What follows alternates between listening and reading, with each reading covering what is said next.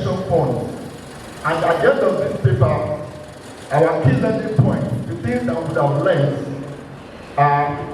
would have given you insight into economic data, okay, that impacts directly on our pension funds. We will be able to understand how inflation affects us as pensioners. We will also look at the movement in prices of essential food items, because this is very, very important and key for us when we retire. Of course, we will highlight the performance of our pension funds. How have they been performing in this economic environment? Then, like I said, I will give you some tips into how to live or how to cope in this inflationary period. Okay, and also I will give you some investment tips. Okay, quickly let us look at key economic data. We'll look at the gross domestic product. This is the measure of the size of a country in terms of economic performance. So presently, as at Q3 2022, Nigeria's gross domestic product is 3.54%. Inflation rate is 20.52%. We all know what the inflation is saying. Our mummies that go to the market on a daily basis, what you buy today, by tomorrow when you go to the market, the price has jumped up. Unemployment rate as of today is 33.33%. And of course, Nigeria's debt stock, basis Nigeria debt as of today, is reading 42.84 trillion naira. That is the reality that we have. The Nigerian economy has exhibited steady growth, but very, very slow since COVID-19 pandemic induced recession of 2020.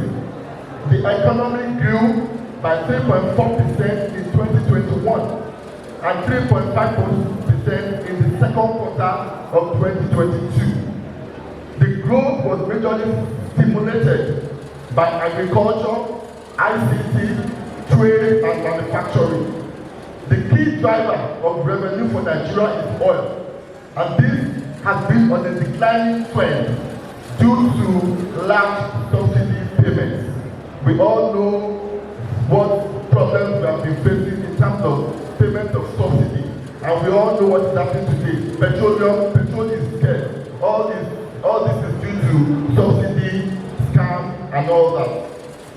The budget estimates for year 2023 tax budget of fiscal consolidation and transition has an expenditure profile of 20.51 trillion with a deficit. There is a deficit in the budget of 12.41 trillion. This implies that the federal government will continue to borrow to finance its deficit. And of course, the major component of domestic borrowing is from pension funds. Now, let us look at the inflation. Inflation is what affects everybody. Nobody is left out of this inflationary trend. Inflation has continued to rise since the beginning of the year, which has the figure hit a high of 20.52% as of September, as food supply, foreign exchange crisis, and increases in import costs worsen. Now look at the movement in the inflation. In Q1 of 2022, inflation rate was 15.92%. In Q2, as of June 2022, the inflation has jumped to 18.6%. Q3, as of September 2022, the inflation is 20.52%. Now, how has this affected prices of goods, especially food items? This is essential need of man. Okay, look at the prices of goods. In January 2022, a bag of rice was 35,600. Today, it is 45,000. God knows what it will be in December when we get to Christmas period. Plastic of garri was 450. Today, it is 700. beans. Okay. 1,000, tell you. Think of that share. So, look at the movement in prices. Inflation is hitting hard on us. Inflation is real. We need to wake up to these realities when we retire. Also, tomato, one basket, 15,000 in January, today 24,000. Tatache, basket 200 in January, today 500 naira. Rodo, 250, 500. What's yellow?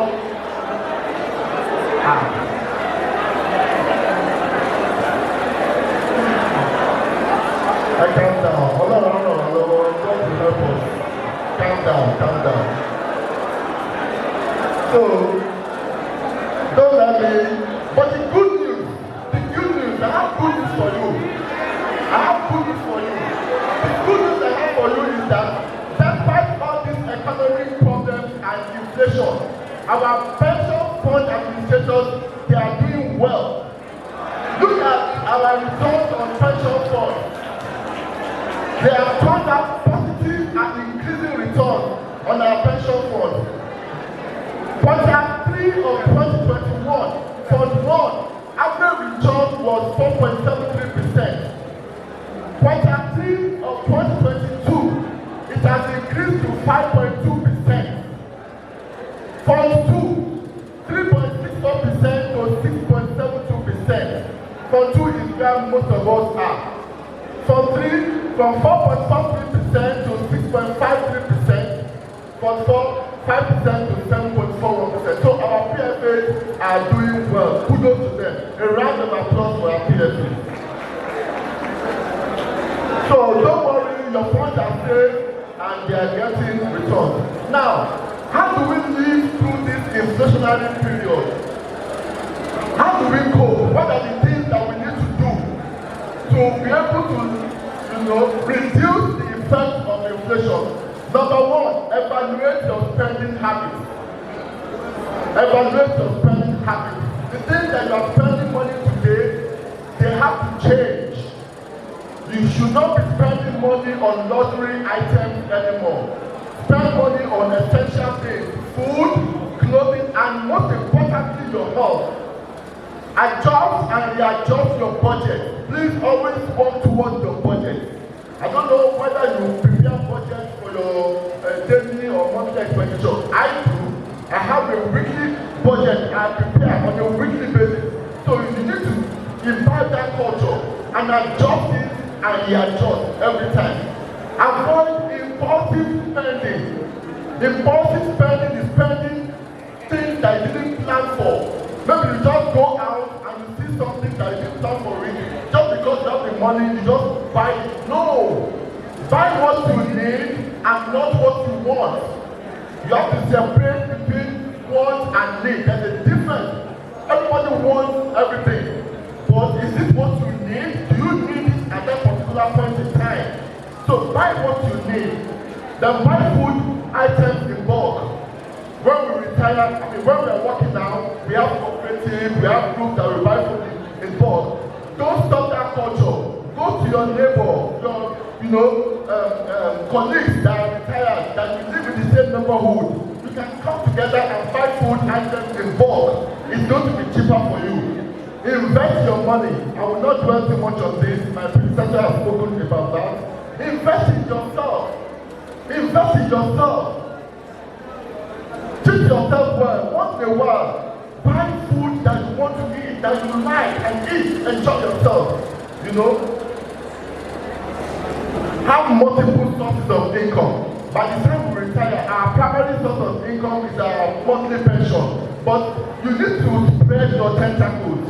Have multiple sources of income. I'll come to that in the next slide. And then evaluate your decisions. Any decision that you take, evaluate it. Is it good?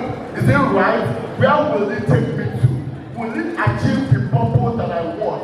So those are the kind of questions that you begin to ask yourself when you take decisions. Okay? Investment tips. Quickly, in order to help us create multiple sources of income, I would like to highlight some areas of investment and businesses that we can consider. But before that, my advice is one, do not obtain any kind of loan against your lump sum. Don't take loan for now against your lump sum or your monthly pension. Don't take loan. Then now begin to wind down on your loan. Any loan that you have right now, begin to pay down so that by the time you retire, you will not have any loan obligations hanging around your neck. Before deciding on any kind of business to go into, buy a financial instrument. Okay, don't rush to go into a business. Don't do business that you don't know anything about. And before you take a decision on the business, it might take time before you draw a plan for the business. When you are doing that, you can buy a financial instrument. Okay? You can buy a financial instrument for 90 days, for 6 months, for 1 year.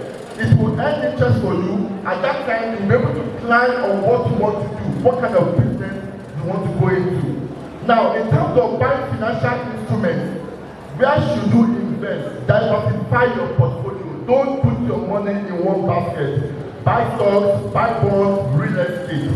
Buy treasury security. That's what we call federal government savings bonds. This is for us. It's like treasury bills, but it's for retail investors like us.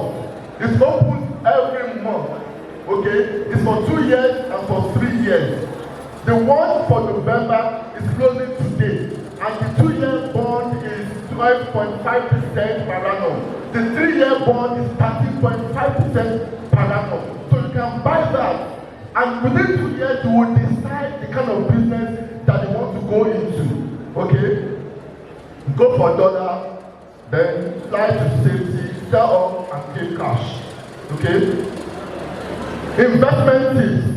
Some of the businesses that we can engage in. If you're a teacher or whatever, you can do students or summer coaching. You don't need to go and rent an apartment. Your house, you can create a small space in your house. Bring the children out to go. Bring them together and begin to lecture them at your own time. Okay? Create this for yourself. It will even help your mental capacity. Okay? Don't let your brain be idle. Those of us that are teachers. You can go into farming, snail, cattle, crop, and etc. Okay? You can do small scale manufacturing. I'm sure while we're in business and in employment, we have learned 1 or 2 things about soap making, textiles, all those things. You can go into all those things on a very small scale, even at the back of your house. Our daddies, you can do car wash. Okay? You can do car wash. You know, you don't have to be doing this. It's not you that will be bending up to be washing the cars. You employ people, but you will be there to supervise, to monitor them. Those of us that are into food business, you can do restaurants or catering services. Petty trading, you can open a shop in your house. You know, you go there at your own time and live at your own time. Okay? Writing articles for publication. Those of us that are like writing, you can sit down and write half a page article for publication. They will pay you for it. You can write on anything. Write on religion, write on politics, write on economy. Just sit down, engage your brain. Don't sit down idle. In conclusion, the impact of the economy on pension funds cannot be overemphasized. The performance of the economy at any given time has a huge effect, either positive or negative, on pension funds. And as such, we should plan our retirement very well and ensure that we do everything legally possible to maintain a good standard of living during our retirement years, even in the midst of looming economic crisis. I wish you all a rewarding retirement in good health and sound mind. Congratulations. Thank you and God bless.